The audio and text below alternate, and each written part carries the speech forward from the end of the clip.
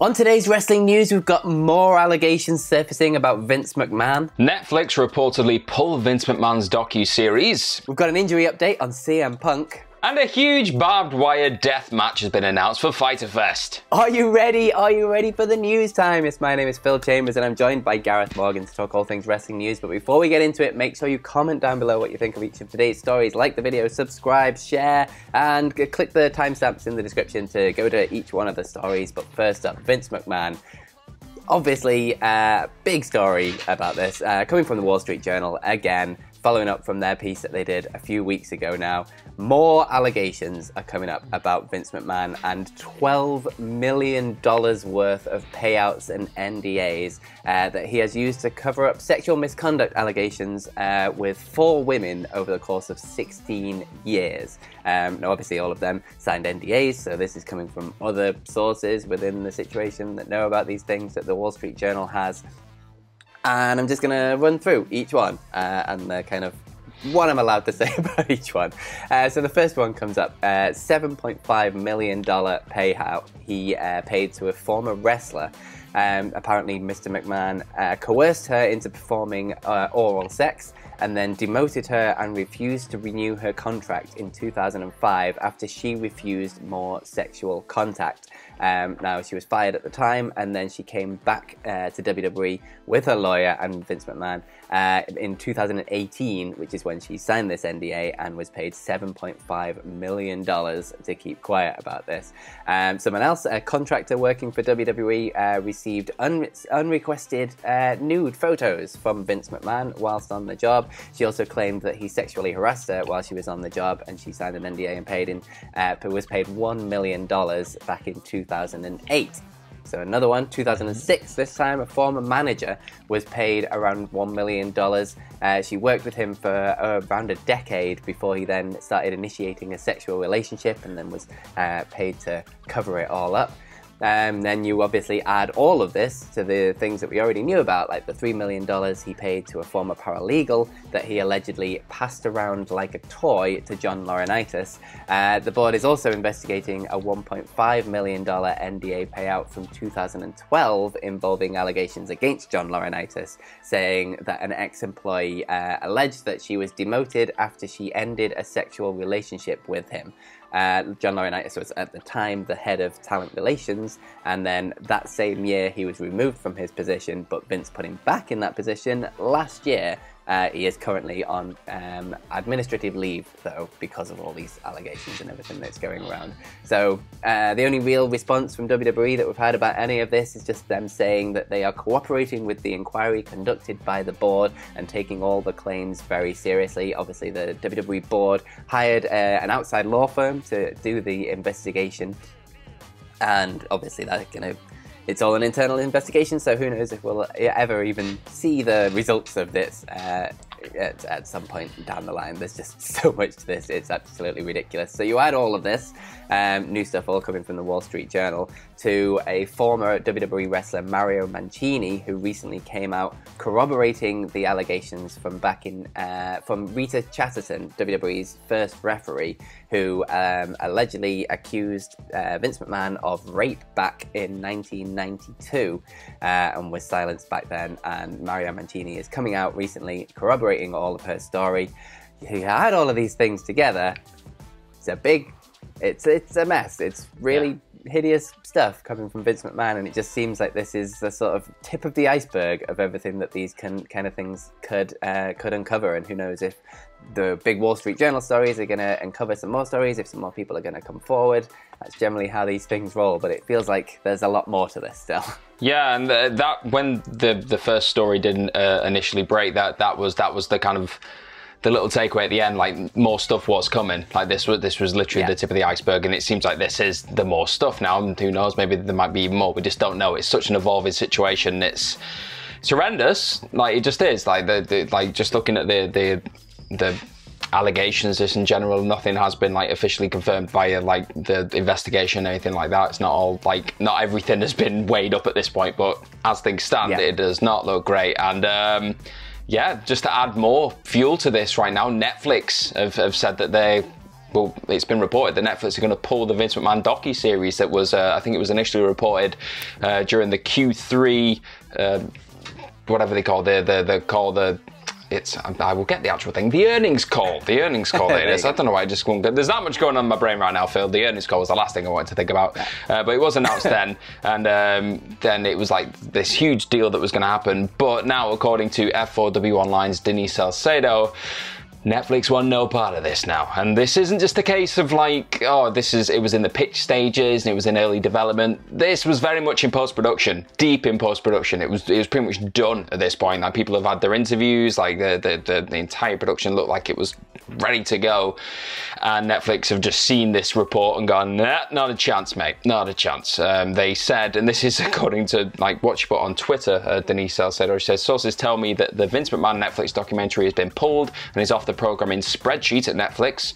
I really want to see that spreadsheet now for whatever reason. I don't know. Right? Strange person. A source at Netflix confirmed it no longer being listed on their spreadsheet. Another source at Netflix said that out of here. So yeah, they said it's done. That Sugar Honey Iced Tea is out of here. And then on top of this, she went further. So another source indicated that the project was already deep in post-production, like I just said, and that several talent interviews had been done months ago, and that millions were spent on the series. I spoke to one of the producers on the project. However, they declined to confirm nor deny this story to me. So yeah, just another element to add to this, really. This was apparently, it was a bit odd coming into it because it seemed like it was going to paint Vince McMahon in quite a positive light from the start, from when it was announced. So a lot of people were thinking, oh, you're just going to overlook some of the weird stuff that's gone down that he's been at the centre of over the years. And now you cannot ignore what's just come out in recent times. So thankfully, Vince McMahon didn't rock up on SmackDown last night and just strut around and then go backstage and say F him like he reportedly did when the first set of allegations dropped down. That's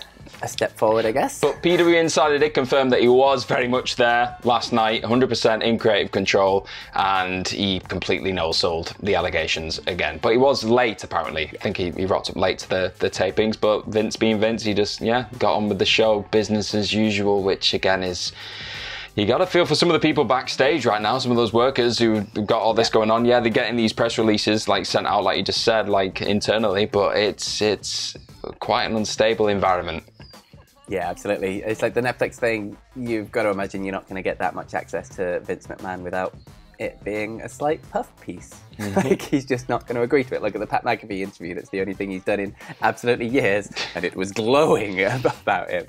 Yeah. So I assume there was some rules in place where he has some kind of say over what the finished product was, and if Netflix can't then go and incorporate all of these things that are coming out within the documentary series, there's absolutely no way they would touch that, because you're not going to come out with a positive piece about a person with all these allegations around them.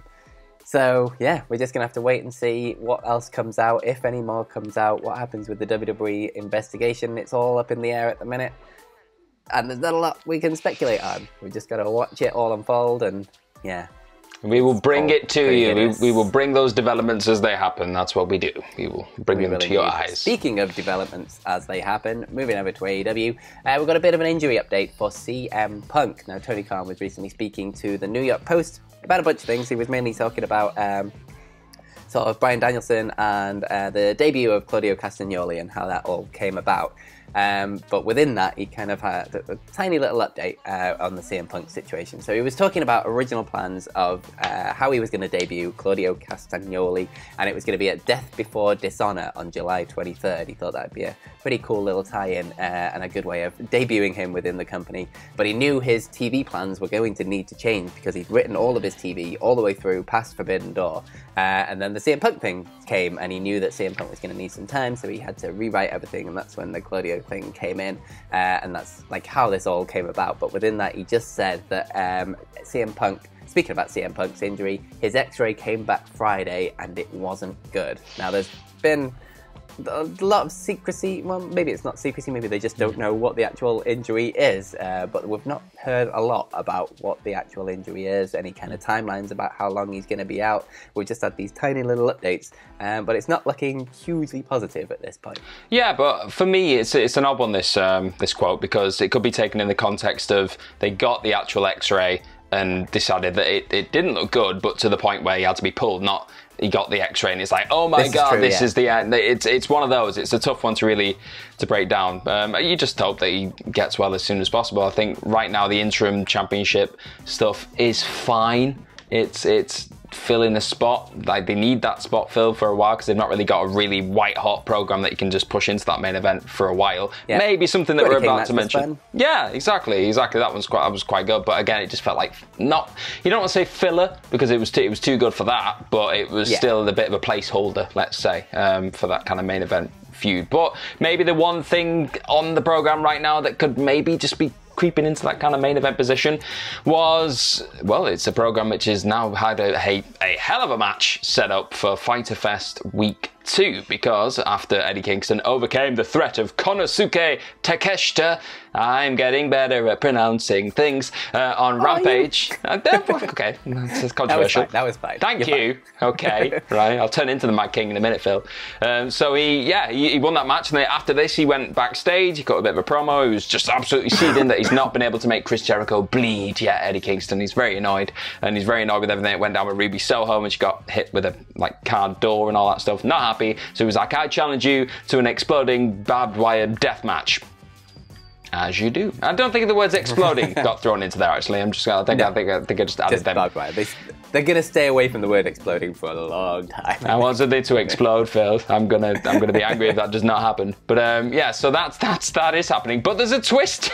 There's a twist to this one, because in order to keep the Jericho Appreciation Society from getting involved and being all dastardly and all the rest of it, they're gonna be in a shark cage above the ring. The entire, all of them. That's what I mean. The entire team are going to be in. I'm so terrified about this. So the cage is going to have to be as big as the ring, isn't it? It's going to be absolutely huge. So yeah, that was announced, and then also we got an announcement of Anna Jay. She's going to be taking on Serena Deeb on night 1 of Fyter Fest. So as of recording, we've got this announced right now. I think last night as well, they announced that Christian Cage is going to be given a live mic again, which has been explosive recently. Luchasaurus is also going to be in a match. So we've got Dynamite, Fyter Fest, night 1, July 13th. We've got Anna Jay versus Serena Deeb, Luchasaurus in action and hearing from Christian Cage, Claudio Castagnoli versus Jake Hager. The AEW World Tag Team Champions, the Young Bucks, defending in a triple or nothing match versus Keith Lee and Swerve Strickland and Powerhouse Hobbs and the FTW champion Ricky Starks. Not really sure what triple or nothing match means. I don't know. The stakes are high though, apparently. We've also then got the aforementioned barbed wire death match of Shark Cage Doom, and yeah, that's pretty much what we've got right now. So I'm expecting more to be announced probably on next week's Dynamite, but as things stand, it's looking, I'm going to say it again, explosive, this Fyter Fest. It is indeed. Looking forward to this. Yeah, not sure where they're going to find a shark cage big enough for all of the Jericho Appreciation Society, but whatever it is, I'm looking forward to seeing it. Nothing's going to keep Danny Magic from the action, that's all I'll say. Nothing. Indeed. But let's end it up with your Twitter questions. The first one comes from Santasaurus Jr., who says, if people can have spirit animals, who's your spirit wrestler? He picks John Silver. Ah, lovely.